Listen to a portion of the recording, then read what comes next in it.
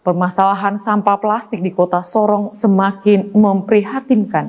Kepala Dinas Lingkungan Hidup Provinsi Papua Barat Daya, Julian Kelikambu, 5 Juni 2025 menyatakan kondisi sampah plastik di wilayah tersebut sudah berada dalam kategori mengerikan. Pernyataan ini disampaikan di sela-sela peringatan Hari Lingkungan Hidup Sedunia yang tahun ini mengusung tema Hentikan Polusi Plastik. Menurut Julian, tingginya jumlah sampah plastik yang mencemari lingkungan baik di daratan maupun perairan telah menimbulkan dampak serius termasuk terhadap aktivitas transportasi laut. Ia mencontohkan dalam beberapa perjalanannya menggunakan speedboat menuju Raja Ampat, baling-baling perahu kerap kali tersangkut pada sampah plastik yang mengapung di laut. Menurutnya, beberapa kali ia alami sendiri saat naik speedboat ke Raja Ampat, baling-baling tersangkut sampah plastik. Ini adalah bukti nyata betapa parahnya pencemaran di perairan sekitar Sorong. Julian Kelikambu menekankan pentingnya kesadaran kolektif dari masyarakat dan semua pihak untuk mengurangi penggunaan plastik sekali pakai dan meningkatkan pengelolaan sampah.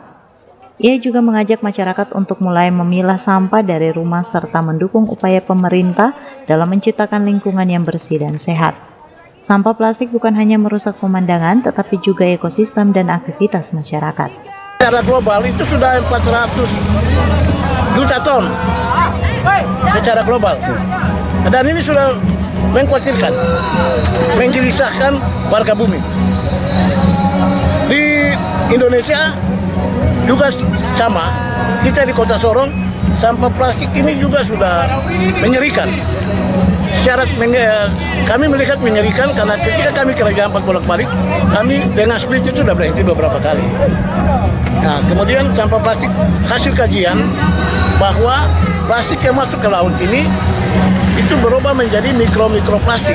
Mikroplastik ini menutupi zooplankton dan fitoplankton. Nah, zooplankton dan fitoplankton ini adalah sumber makanan ikan. Nah, ketika mikroplastik ini masuk membungkus zooplankton dan fitoplankton, maka ikan kecil mereka melihat bahwa itu makanan mereka, padahal sebenarnya itu mikroplastik. Nah, mereka makan mikroplastik, yang kecil makan mikroplastik, yang besar makan yang kecil, perpindahan rantai makanan ini, kemudian yang besar dijual di pasar Jembatan Puri, dan kita makan secara siklus perpindahan rantai makanan ini ke tubuh manusia melalui ikan. Mikroplastik, sehingga tubuh manusia ini menjadi sakit-sakitan. Kita bicara stunting, turunkan stunting, tetapi kalau ikan sebagai sumber kalori ini sudah terkontaminasi dengan mikroplastik, prediksi kami ke depan warga di Papua Barat Daya akan makan makanan ikan yang bukan lagi sehat, tapi ikan yang sudah terkontaminasi dengan mikroplastik. Kondisi ini memperkuat urgensi dan gerakan global untuk mengurangi polusi plastik.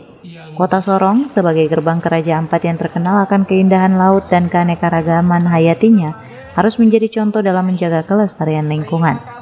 Pemerintah Provinsi Papua Barat Daya berkomitmen untuk memperkuat kebijakan pengelolaan sampah dan mendorong keterlibatan semua elemen masyarakat dalam perang melawan polusi plastik. Harapannya dengan langkah bersama, masalah ini dapat ditekan sebelum menimbulkan dampak yang lebih parah di masa depan. Semi Venjalang, CWM Channel. Ke depan pemerintah untuk menghentikan penggunaan